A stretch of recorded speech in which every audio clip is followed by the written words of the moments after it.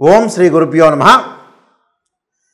కుజగురువుల యొక్క సంయోగం అంటే గోచారరీత్యా వృషభ రాశిలో కుజుడు గురువు కలవటం అనేది మనకి జూలై 12వ తారీఖు నుంచి ఆగస్టు 26వ తారీఖు వరకు కూడా 45 రోజుల పాటు కుజుడు గురువుతో కంజంక్షన్ కావటం అనేది ఉండటం వల్ల వివిధ రాశుల వాళ్ళకి వివిధ ఫలితాలు విభిన్నంగా ఉండే అవకాశం అనేది ఒకటి ఉంటుంది.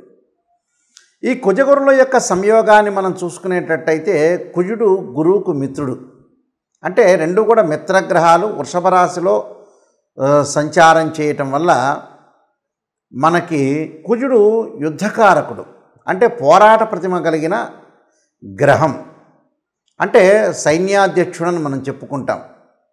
అలానే ఏదైతే కుజుడు ప్రమాదాలకి సంకేతం, అలానే ప్రమాదాలతో పాటు యుద్ధాన్ని చేయటం, కోర్టు సమస్యలు, అలానే భూ సంబంధమైన విషయాలు, అలానే అగ్రికల్చర్ ల్యాండు, ఇళ్ళు, construction, chemical companies, real estate సంబంధించిన కారకుడు అంగారకుడు.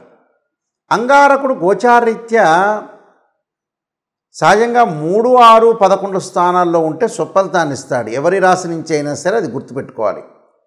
అలానే గురువు ధనకారకుడు, సంతానకారకుడు, భాగ్యకారకుడు, లాభకారకుడు, కుటుంబకారకుడు.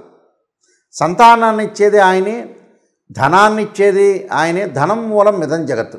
కుటుంబాన్ని ఇచ్చేవాడు కూడా గురువే. భాగ్య లాభాధిపతులు కూడా గురువు కారణభూతుడు అవుతాడు. అంటే గురుబలం ఉండాలి అని అంటారు.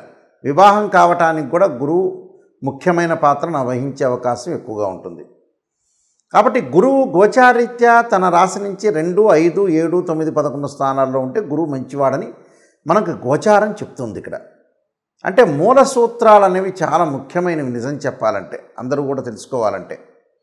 మరి కుజుడు గురువు శుక్ర రాశిలో వృషభ రాశిలో సంచారం చేయటం వల్ల ఏ రాశుల వాళ్ళకి 45 రోజుల పాటు బాగుంటుంది అనేది మనం తెలుసుకోవాలి.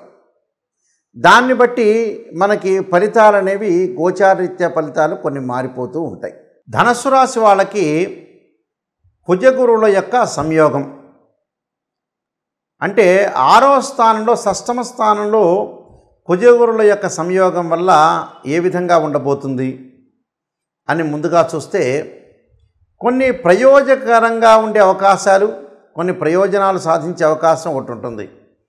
అంటే 6వ స్థానంలో కుజుడు ఉండటం వల్ల వాళ్ళకి సహ ఉద్యోగుల యొక్క మద్దతు, మీ స్థానం అనేది ఆఫీసులో బలోపేతం కావటం, వ్యాపార పరంగా ఆఫీసులో విజయాన్ని పొందే అవకాశం, సోదరీమణుల మధ్యలో ప్రేమ బాగా పెరగటం, దానితో పాటు పుణ్య కార్యక్రమాలన్నీ కూడా నిర్వహణ చేయటం, తీర్థయాత్రలు, పుణ్యక్షేత్రాలకు వెళ్ళే అవకాశాలు ఎక్కువగా ఉండటం, ధనప్రాప్తి, ధనధాన్య ప్రాప్తి, ఇష్టకార్య సిద్ధి, కీర్తి, అలంకార ప్రాప్తి, అలానే సభా గౌరవం, మర్యాదలు ఇవి ఎక్కువగా మెండుగా ఉండే అవకాశం ఎక్కువగా ఉంటుంది.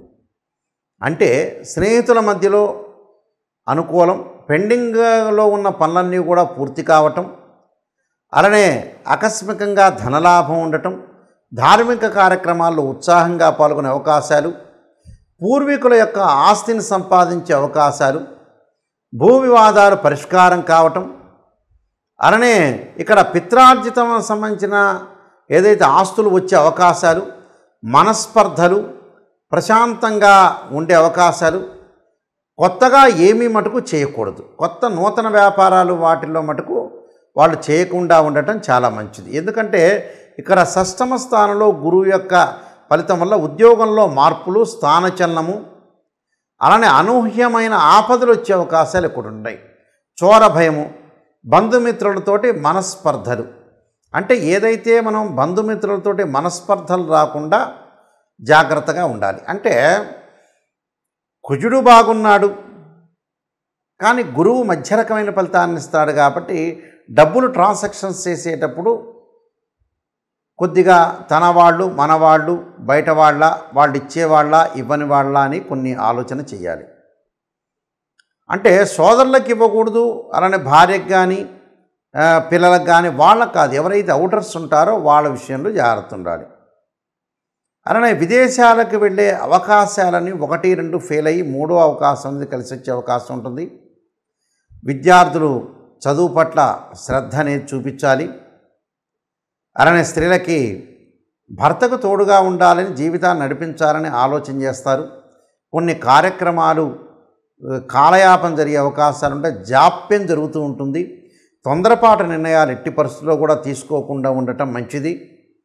మనస్పర్ధల విషయంలో కూడా కొద్దిగా శ్రద్ధ వహించాలి. అలానే డబ్బు అవసరం అనేది ఎక్కువగా ఉంటుంది. అప్పులు తీసుకోవటం అవకాశం ఉంటుంది. రుణాలు వచ్చే అవకాశం, బ్యాంకు లోన్లు వచ్చే అవకాశం అనేది ఎక్కువగా ఉంటుంది. అంటే ఇవన్నీ కూడా ఈ రాశి వాళ్ళకి జరుగుతూ ఉంటాయని అర్థం. ఈ రాశి వాళ్ళకి కొన్ని కష్టాలు కూడా తొలగిపోతాయి. దీంతో పాటు కష్టాలు తొలగిపోతాయి. కానీ ధనపరంగా మటుకు మాట్లాడేటప్పుడు మటుకు ఈ 2 విషయాలు శ్రద్ధ పెట్టండి.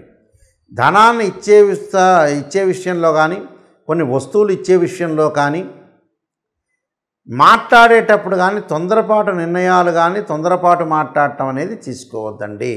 ఖచ్చితంగా కూడా మాట్లాడద్దండి. లౌకిక విధానంతో మాట్లాడండి. ఎదుటివాడి యొక్క విషయాన్ని మాత్రమే దాన్ని ఆకలింపు చేసుకొని ముందుకు వెళ్ళండి. అది చాలా ముఖ్యమైన విషయాలు. అంటే ఉద్యోగంలో అనుకోవచ్చు, వ్యాపారంలో అనుకోవచ్చు, కుటుంబంలో అనుకోవచ్చు, బంధువులతో అనుకోవచ్చు, మిత్రులతో అనుకోవచ్చు. మితభాషిగా ఉండాలి. మౌనం అనేది దీనికి సమాధానం. కాలం అనేది కాటేసే అవకాశం ఉంటుంది కాబట్టి ఆ కాలాన్ని మనం సర్దుబాటు చేసుకొని జీవితంలో ముందుకు వెళ్ళాలి. ఎక్కడో లేదు, ఫ్రీ వీల్ అంటారు, మన చేతుల్లోనే ఉంటుంది. భగవంతుడి యొక్క ఆశీర్వచనం చాలా అవసరం. మనం చేసే ప్రయత్నం ఎప్పుడు కూడా సఫలీకృతం కావాలంటే ప్రతిదాన్ని కూడా ఆలోచన చేసి ముందుకు వెళ్ళాలి. ఎవరు చెడ్డవాడు, ఎవడు మంచివాడు? భగవంతుడు అనేవాడు మనకు బుద్ధి ఇచ్చాడు. ఆ బుద్ధిని మనం సద్వినియోగం చేసుకొని ముందుకు వెళ్ళాలి. అప్పుడే మన స్థితప్రజ్ఞుడు అంటాం. నేను చెప్పిన పరిహారాలు చేయండి, మీకు మంచి జరిగే అవకాశం ఖచ్చితంగా ఉంటుంది. ముఖ్యంగా ఈ రాశి వాళ్ళు ఏమి చేయాలంటే కొన్ని పరిహారాలు చేసుకోవటం చాలా మంచిది. ఈ రాశి వాళ్ళు అంటే ఇంకా వృద్ధి చెందాలన్నా, మనకు బాగున్నా ఇంకా బాగుండాలి అని అంటే, మనం వృద్ధి చెందాలంటే అంగారకుడి యొక్క స్తోత్ర పారాయణం చేసుకోవటం ఒకటి. అంగారకుడి యొక్క స్తోత్ర పారాయణంతో పాటు ముఖ్యంగా వీళ్ళు చేయాల్సింది అంగారకాయుద్ధే శక్తి అస్తాయ ధీమే తన్నో భౌమ ప్రచోదయాత్ అనే మంత్రాన్ని, తత్పురుషాయుద్ధే మహాసేనాయ ధీమే తన్నో షణ్ముఖ ప్రచోదయాత్ అనే మంత్రాన్ని, 2 జంట సర్పాలను దానం చేయటం, రాహుకాలంలో దీపం పెట్టడం, అలానే సుబ్రహ్మణ్య స్వామి యొక్క ఆరాధన చేయటం చాలా మంచిది. దీంతోపాటు దత్తాత్రేయ స్వామి యొక్క పాలనంతో పాటు దత్త కవచాన్ని చదవటం ప్రతిరోజు కూడా. గురువారం రోజున దత్తాత్రేయ స్వామి యొక్క పాలనం చేయటం, దత్త కవచం చదవటం వీలైతే ప్రతిరోజు కూడా చేసుకోవటం తప్పేం లేదు. గురువారం రోజున ఉదయం కానీ, ప్రాతకాలం కానీ, ప్రదోషకాల సమయంలో కానీ దేవానాంచ ఋషీనాంచ గురుకాంచన సన్నిభం బుద్ధిమతం త్రిలోకేశం తం నమామి బృహస్పతిం అనే మంత్రాన్ని, మంగళవారం రోజున అంగారకాయుద్ధే శక్తి అస్తాయ ధీమే తన్నో భౌమ ప్రచోదయాత్తో పాటు ధరణీగర్భ సంభూతం విద్యుత్కాంతి సమప్రభం కుమారశక్తి అస్తంచ మంగళం ప్రణమామ్యహం అనే మంత్రాన్ని చక్కగా చదువుకోవాలి. దాంతోపాటు ఆరోగ్యపరంగా కొంతమంది ఇబ్బందులు పడుతూ ఉంటారు. శరీరే జర్జరీభూతే వ్యాధిగ్రస్తే కళేబరి ఔషధం జాహ్నవీతోయం వైద్యో నారాయణ అనే మంత్రాన్ని, మనకి ధనం కావలసిన వ్యక్తులందరూ కూడా ఓం యక్షాయ కుబేరాయ విశ్రణాయ ధనధాన్యాధిపతే ధనం ధాన్యం సమృద్ధిమే దేహిమే దాపై స్వాహ అనే మంత్రాన్ని చక్కగా చదువుకోవటం. అలానే వీలైతే కందులు, దానితో పాటు శనగలు దానం చేయటం వల్ల కూడా చాలా మంచి ఫలితాలు వచ్చే అవకాశం ఉంటుంది. కాబట్టి తప్పకుండా ఇంకా వృద్ధి చెందాలంటే మనం కొన్ని రెమెడీస్ అనేవి ప్రత్యేకంగా చేసుకోవటం వల్ల కూడా మనకు మంచి జరిగే అవకాశం అనేది ఖచ్చితంగా ఉంటుంది. సర్వే జనా సుఖినో భవంతు.